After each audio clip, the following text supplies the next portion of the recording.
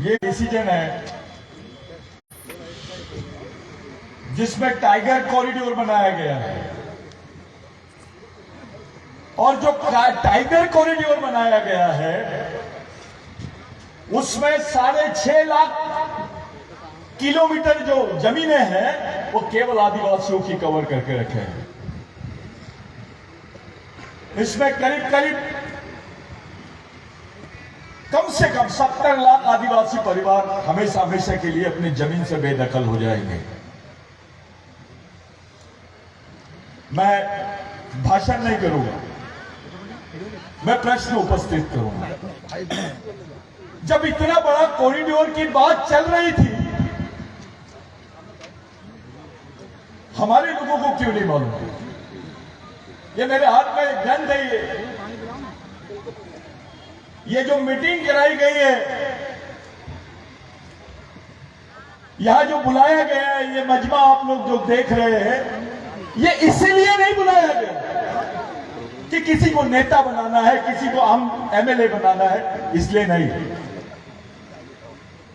ये मीटिंग इसीलिए बुलाई गई कि ये पहली बार होगा भारत में जब 1 करोड़ आदिवासी अपनी जमीन से हमेशा हमेशा के लिए बेदखल हो जाएंगे।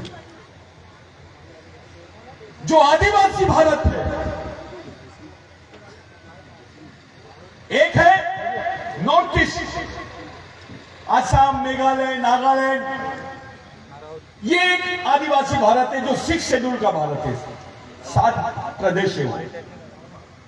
लेकिन दूसरा आदिवासी भारत है झारखंड, उड़ीसा, छत्तीसगढ़, मध्य प्रदेश, महाराष्ट्र, तेलंगाना, गुजरात, राजस्थान, केरल, कर्नाटका, ये मध्य आदिवासी भारत है। ये हिंदू भारत की जो बात चल रही है, ये तभी संभव है जब आदिवासी भारत खत्म हो जाए। इस देश को हिंदू राष्ट्र बोलना यानी आदिवासी मुक्त भारत की बात करना है। इस देश का मालिक कौन? किसकी है जमीन? किसके लिए किया जा रहा है ये सब कुछ?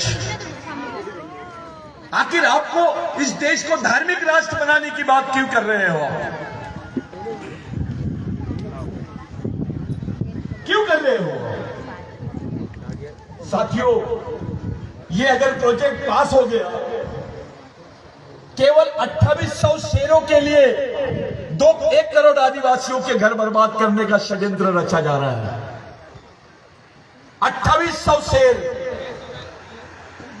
1952 में ब्रिटिश गवर्नमेंट ने जब शेरों की बात की थी इस प्रदेश में, सेंट्रल इंडिया में, जब सीपीएन बरार था, तो यहां पर कम से कम 6000 शेर थे। जब आदिवासियों के पास में जंगल था तब 6000 शेर। 70 साल हो गए, गवर्नमेंट के हाथ में जंगल आया तो 2800 शेर। वो डबल करना पड़ेगा ना। बड़े बड़े पर्यावरणवादी, बड़े बड़े वन प्राणी संरक्षक एनजीओ, ये लोग अंतरराष्ट्रीय कॉन्ट्रैक्ट कर रहे हैं। आदिवासियों के बीच में नेता से ज्यादा पैसे एनजीओ के लोग कमाते हैं। इस देश में जितना फंड मध्य प्रदेश गवर्नमेंट के लिए नहीं आता, उतना फंड एनजीओ के लिए आता है, और ये काम आरएसएस के लोग करते हैं। कोई ताली नहीं बजाए। क्यों कर रहे हैं? हमारे बीच में हमारे ही खिलाफ षड्यंत्र।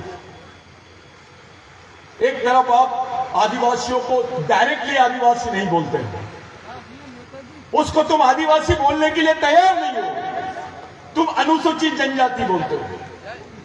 अरे अनुसूचित जनजाति के नाम पर हमको आरक्षण मिला है, लेकिन आदिवासी के नाम पर 5वीं और 6वीं अनुसूची मिली है, जिसको स्वायत्त संस्था बोलते हैं।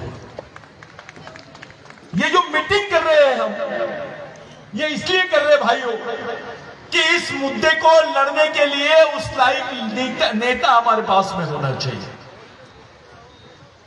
इसके पहले जब पहला हमारा कॉन्फ्रेंस हुआ मध्य प्रदेश में, इंदौर में, तो पहली बार किसी नेता ने, एक सीनियर सीनियर मोस्ट नेता ने एक स्टेटमेंट दिया कि आदिवासी इस देश के मूल मालिक है, उनको मूल निवासी का अंतर्राष्ट्रीय दर्जा मिलना चाहिए।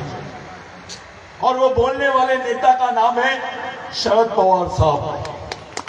पहली बार खुल के बात करने वाले। उसके बाद राहुल जी ने बोला अभी यात्रा के दौरान, बाकी नेता जो है ग्राउंड लेवल पे बात कर रहे हैं, लेकिन देश के स्तर पर, अंतर्राष्ट्रीय स्तर पर पवार साहब ने जो स्टेटमेंट दिया था उसको यूएन में रिकॉग्नाइज करने की बात चल रही है।